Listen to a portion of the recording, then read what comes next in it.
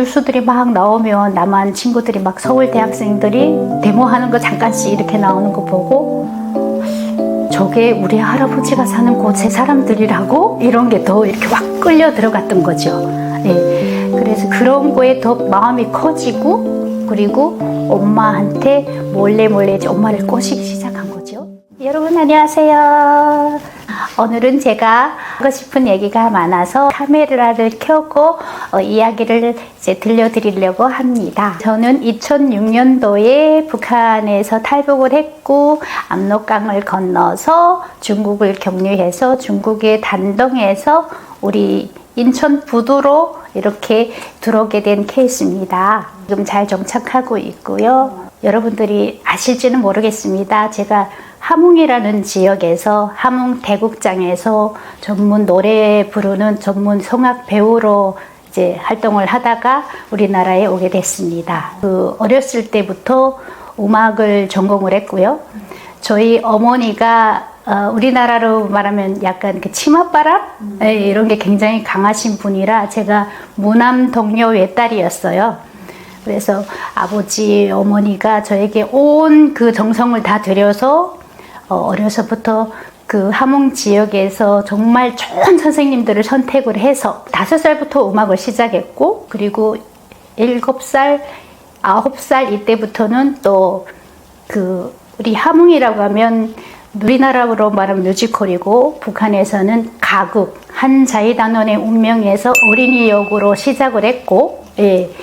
그 경옥이라는 역이 있습니다. 거기에 출연을 했고 저의 이제 그 큰 무대에서의 활동이 시작돼서 그리고 이제 성인 돼서도 그 극장에 다시 이제 배우로 들어가서 쭉 배우 생활을 하다가 제가 대한민국 오기 전까지도 배우로 활동하다가 오게 됐습니다. 저는 이제 그 우리 어머니가 평양에서 출생하셨고 어머니가 이제 그 김일성 종합대학의 화학학부를 졸업했습니다. 우리 어머니는 1943년생이고요. 그래서 김정일하고 1년 선후배 사이로 이제 학교를 다녔고요. 그런데 우리 어머니가 어머니의 아버지에 대한 그 얘기를 굉장히 많이 했었어요. 저에게는 외할아버지가 되시는 분이 서울에 내려오신 분이었어요. 그래서 제가 처음부터 태어날 때 우리가 가족 관계에 대해서 많이 알고 있지 않습니까? 그래서 할아버지는 누구고 할머니는 누구고 이런 얘기를 많이 듣고 자라는 게 어린이들의 성장 과정인데 그때 저는 너희 할아버지는 서울에 계신다 이런 얘기를 어려서부터 듣고 자란 그 케이스라서 제가 다른 사람들보다 특별히 서울이라는 곳은 어떤 곳일까? 우리 할아버지는 왜 갔을까?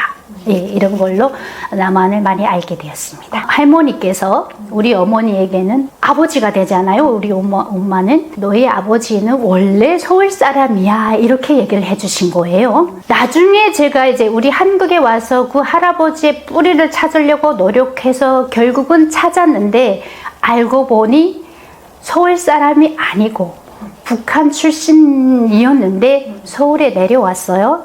근데 왜 할머니가 그런 얘기를 했을까라고 생각을 해보니 우리가 그런 게 있잖아요. 북한에서는 너의 아버지는 서울에 갔다 이렇게 얘기를 하면 그 딸로서의 그 상처가 엄청 클 거 아니에요. 많은 걸 설명하기가 힘드니까 어린 우리 엄마한테 서울 사람이니 부모님 걱정이 돼서 서울에 그냥 내려갔어 이렇게만 얘기를 했던 거예요. 그래서 제가 정말 우리 할아버지는 서울 사람이고 종로에 있다라고 해서 종로 사람인 줄 알았었어요. 아니더라고요. 북한 사람이었습니다. 그래서 우리가 말하는 이산가족. 예.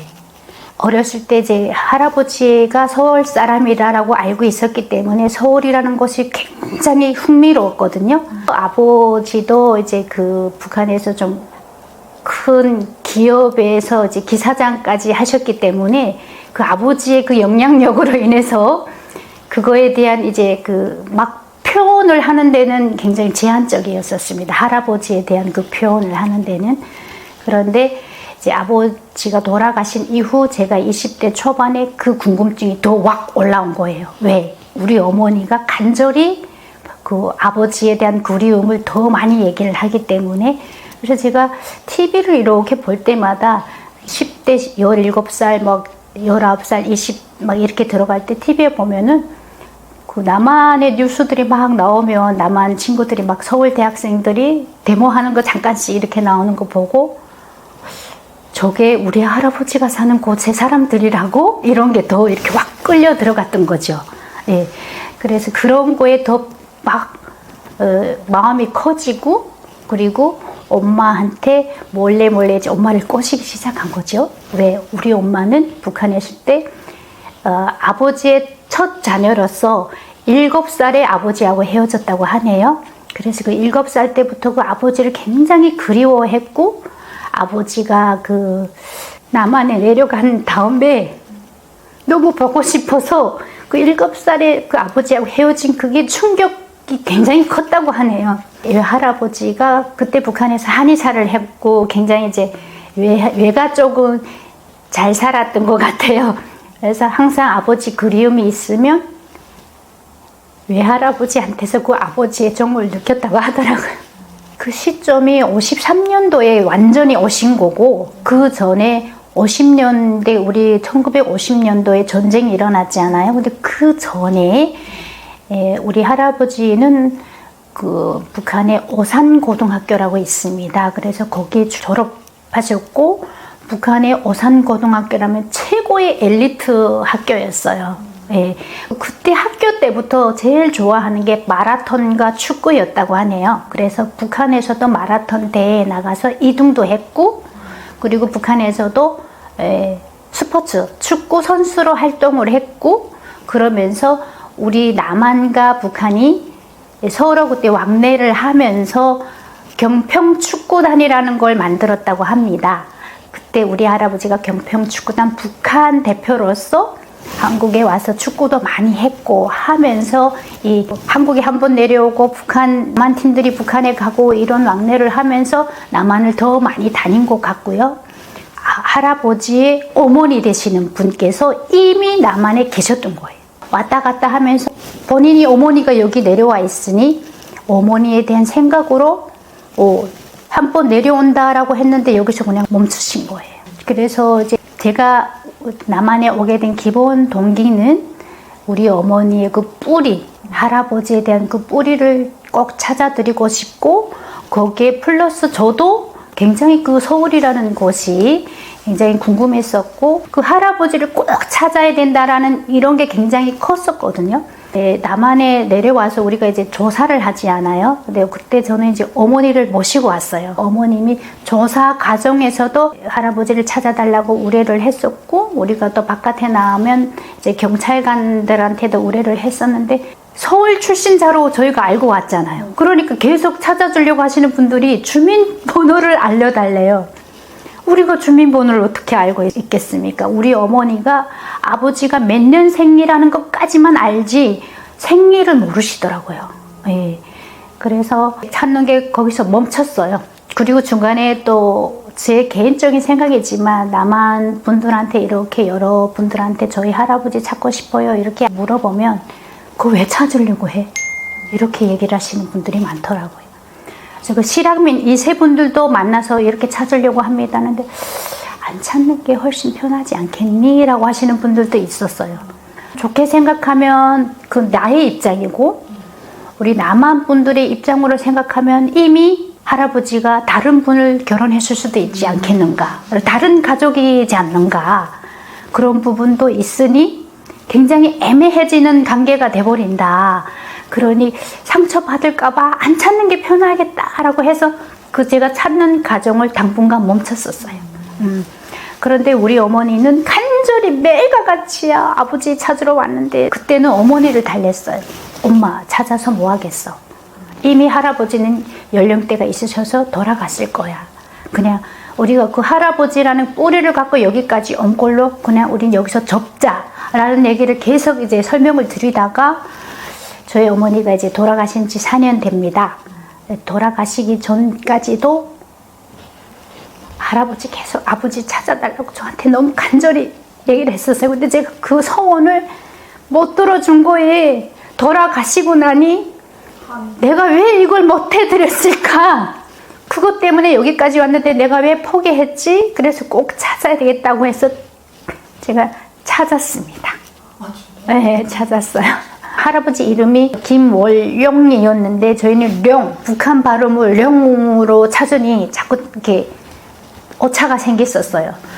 그런데 축구를 했다라는 이걸 갖고 계속 대한축구협회도 제가 찾아갔고, 그래서 안타까워서 방향을 못 찾고 있었는데 실향민 이세분께서 저희 그 고향에 이제 부모님이 살다가 오신 분하고 저같이 꾸준히 이렇게 전화도 드리고 가끔 만나시던 분이 계셨어요. 그분하고 저는 항상 추석 때 되면 그 우리가 북한 사람으로서 추석이 되면 항상 그 그리움이라는 게 이제 가족의 그리움, 그 얘기를 막 하다가 너 할아버지가 종로 사람이라며, 그런데 왜 거기에 축구가 나오고, 우리 어머니가 늘 그래서 할아버지가 축구 대표로 북한 대표로 나왔다라고 해서, 그래서 그런 얘기를 설명하니 아니 그때 당시에 경평축구단이라는 게 있었으니 혹시 그런 걸 팩트로 해서 들어가 봐라 라고 해서 이제 인터넷 막 찾아보고 하니, 아니 그때 왠지 꾸준히 제가 인터넷에 저희 할아버지를 찾아보고 막 평양 축구 대표팀 해도 안 나오던 게 위키백과라는 데서 갑자기 저희 할아버지가 나오는 거예요. 위키백과에서 찾아보니 경평축구단 들어가니 저희 할아버지 이름이 나오는 거예요. 그 자세하게 나오는 거예요.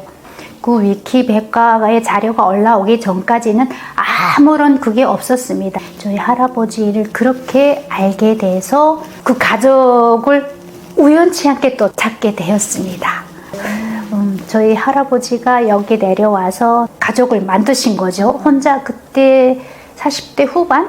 결국은 혼자 살 수 없는 게 다 인간의 그 환경이니까 다른 분을 만나서 예, 가족을 이뤘고 거기에서 자녀를 또 3분을 낳으셨더라고요.